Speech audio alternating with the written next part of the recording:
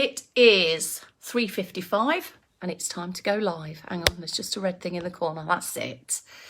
Right, at 3:55 we go live for about 5 minutes worth of preamble where we welcome everybody in, have a quick chatterbox, and then we get stuck into the real deal, the sway and the stretch routine. The 4 p.m, our flexibility-based stretches held for that bit longer to get a bit more stretchiness out of our muscle groups. And also the sway routine, which is the flamingo style sway today. No changes from yesterday. We'll keep it just as it is. A lot of you are probably well rehearsed in it now. You don't need any random bits and extras chucked in, do you? We'll just do it as Bex has taught us throughout most of the week. And I think I hijacked one this week, didn't I? Right, Ken, good afternoon. You did a catch-up on the 8 a.m, I noticed. Did you have a nice lay-in? Dawn, were you on the 8 a.m? I don't think you were you? It's been a few hours ago now. I've kind of had other things going on since. Ken, I always know that you've read my welcome message because there's always a little hint in there in your message in this preamble. Thank you for reading. Ready for a bit of flapping? Flamingo flap, anyone? It's snowing where you are, Dawn. It's been so windy today. The girls have really struggled on pitch today. And as well, at times it's felt like, you know, when you're driving and you could put your head out the window and it takes your breath away. It felt like that, just standing in a field. Yes, Dawn, I did see that you'd finished that jigsaw. Of a area in UMEA. I have no idea how to pronounce it. You'll have to help me out on that one. Send me a voice message later. Umea? I have no idea. Gillian with a J has just arrived. Afternoon to you. George has arrived. Oh, I'm a pretty flamingo, am I? Flappy hair. Not too pink today, though. Just had a bath though, so I might have a bit of pinkiness glow to my skin. Right, it's pronounced Umeo. Could be, could not be. You know what my pronunciation's like sometimes. In fact, Bob's mum's even worse. She says, what's that bloke who did Terminator? Arnold Schwarzenegger. No, it's not Schwarzenegger. But I do like that better than Schwarzenegger. What about a bacon burger? That cake with the red and with the pink and white squares. No, it's a Battenberg. Sorry, Tula. Sorry, mother-in-law, if you catch up of this. Carol Kent's here. She's in for a flap as well. I said it perfectly. Wow, not bad. I'll give myself a pat on the back for that. I might as well do it when I do that bit of the stretch though, hey. Here's Apostolus, Greece has arrived. You've had a sunny Sunday, have you? We've had a blustery day, a rather blustery day here. I can't see the end of your message. Oh, here we are. You're in Athens. Let's see, have I missed anybody? Oh, Maddie's in. Hello, Maddie. I think I almost just missed you there, but I've welcomed you in with open arms. Right, so it's 3, 2, 1 time. George, you literally just arrived that on the screen as I was coming in. Here we go then. 3, 2, 1. Good afternoon. It's 4 p.m. It's time for a sway and stretch. You're with me, Kelty Leverton from Later Life Training. I've gone bare feet today. So it's up to you what you want on your feet, whatever's comfortable and feels secure with what you're standing on in your carpeted floor or kitchen area or wherever you are. Let's have a setup of our posture. Let's, in standing, check we've got what we need around us in regards to external support. And in seated, a dining room chair is what we normally opt for. Now, let's do seated posture. Well, let's do seated hip walking first, which of course you in standing don't need to do. But what you can do is start to just make some tweaks and adjustments to your posture. So your posture should feel lifted, open, you a little bit taller, space between your rib cage and the tops of your hips, lengthening through your torso. Feet are flat and underneath you. That sounds silly, doesn't it? But what I mean is not too wide apart. And when you're ready, you can start a bit of foot pedaling. A little bit of ankle, feet and toe action here. Moving through the ankles, and you're bending through the toe bones there. It's important to keep all of those smaller movements in the feet and toes active as well. Sitting tall with a little bit of support for your upper body posture if you like. And in standing, you may not need your support, or you may choose to just have a light hold on to it. Keep going there. You might want to bring that into a leg march. My leg march isn't that graceful at the moment. It's a little bit lopsided, as you can see. This knee doesn't want to fully straighten. So I'm going to do mine in seated, where I can get a bit more flow and fluidity to the movement. It's a little less clunky in seated, but do what feels right for you. Arm swings, let's get some upper body in. So this progresses our circulation booster. Both arms by all means can come in together. If that's a bit of a challenge in standing, keep one hand onto your external support, and I'm going to just keep foot pedaling here. Hang on, let me get my coordination on the go. You might be leg marching, foot pedaling, you might be single arming it. Swap sides at some point. And as you continue on with this flurry of movement, your body should benefit in a few ways. You'll feel warmer. The joints, the muscles, increasing their warmth throughout those areas helps us to move a bit better and a bit more comfortably, and prepares our muscles for stretching. And as well, we've got a little bit of heart and lungs going on. Your heart rate's notched up a few beats per minute, and your breathing rate may not be so much faster, but you might be needing to take a few deeper breaths.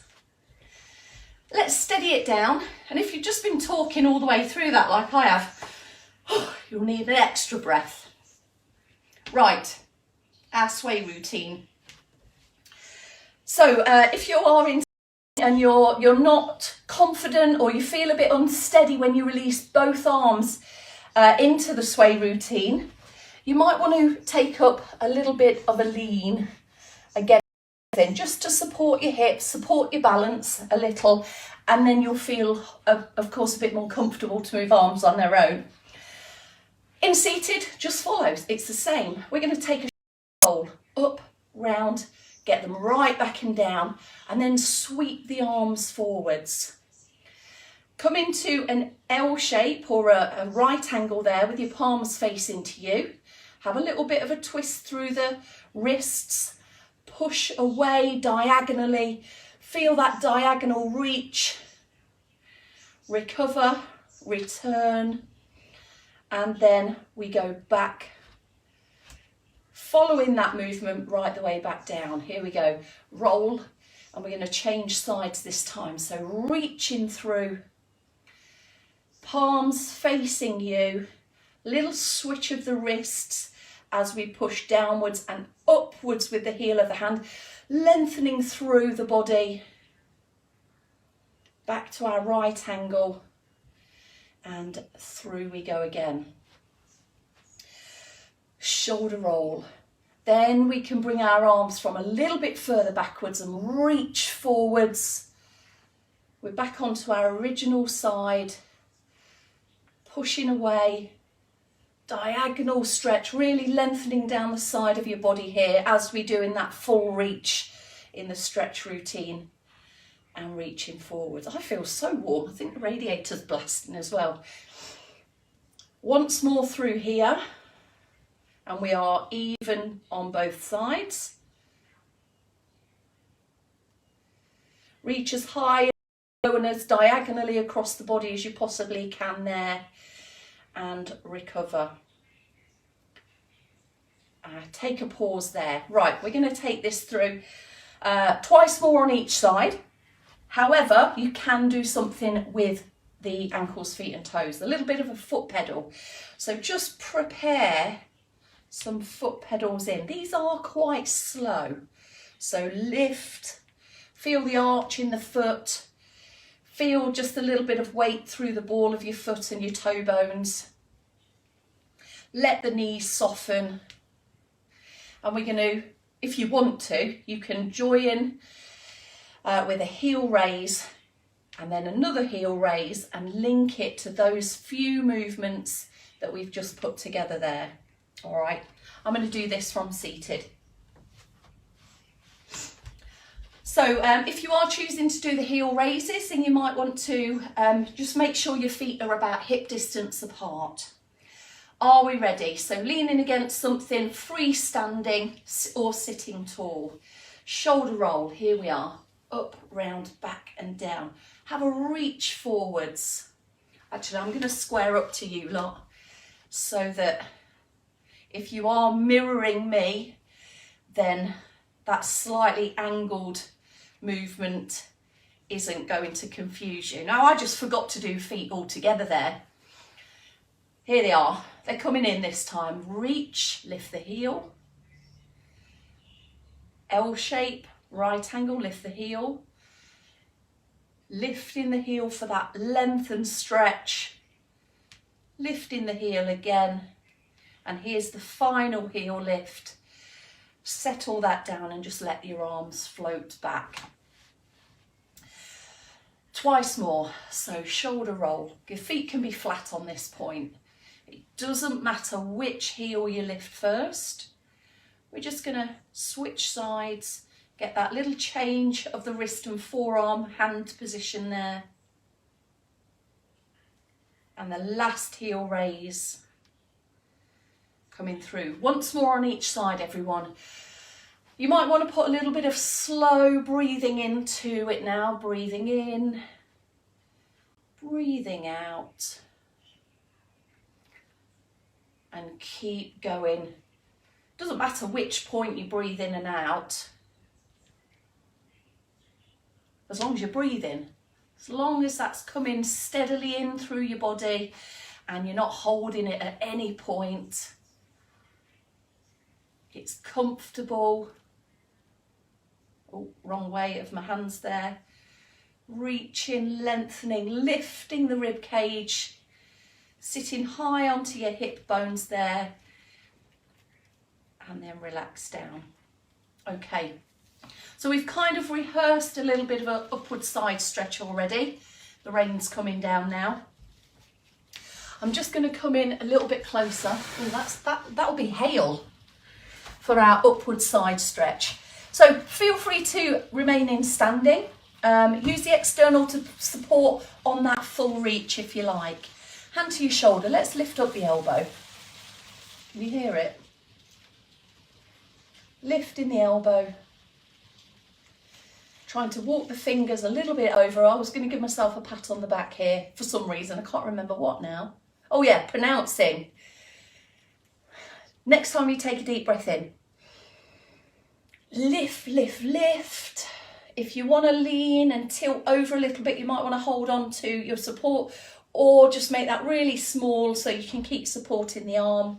Settle your shoulders level once again. And if you would like to, take that full reach up to, and 3 seconds is pretty much all we need.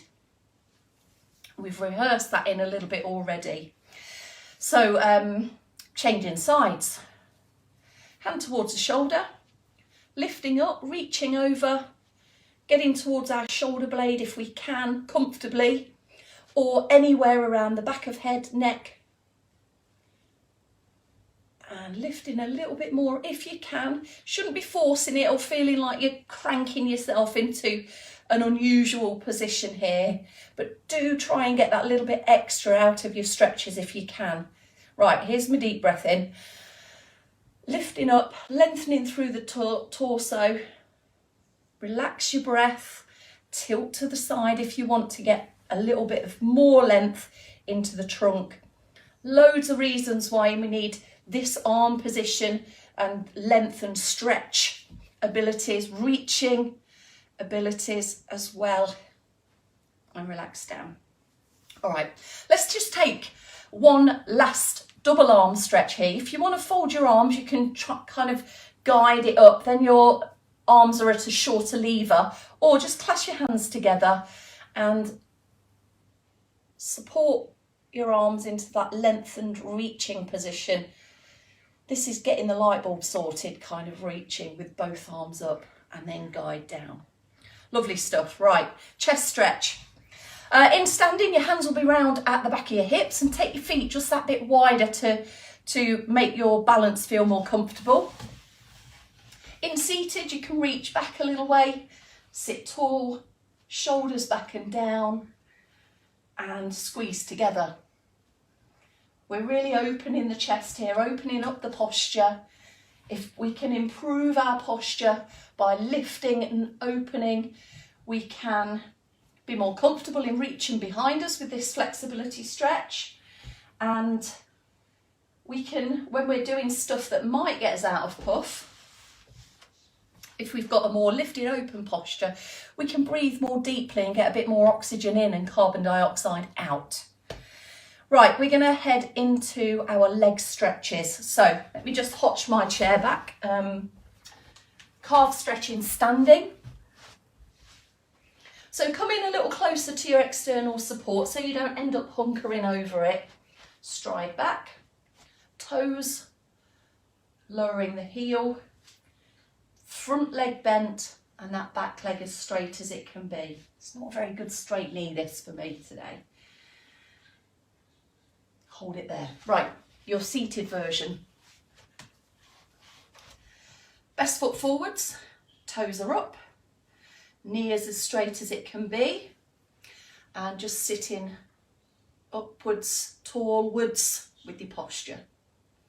No need to lean forwards on this. The position of the ankle and the position of the foot brings our calf muscle into a lengthened stretch position, and just hold it there. With stretches, we don't need to bend or jerk them.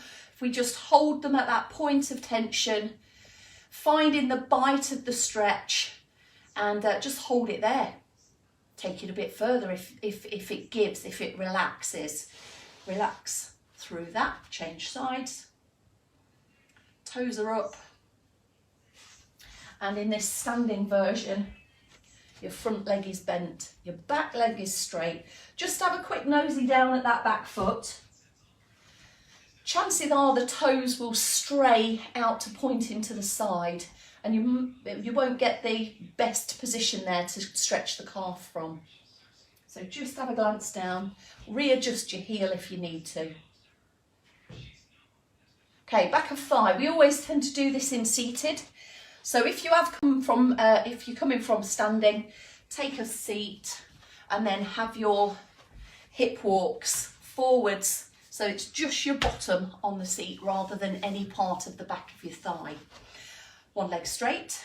We've got a loose ankle and we've got a bit of support for our upper body posture and a tilt forwards. Try and keep this gap here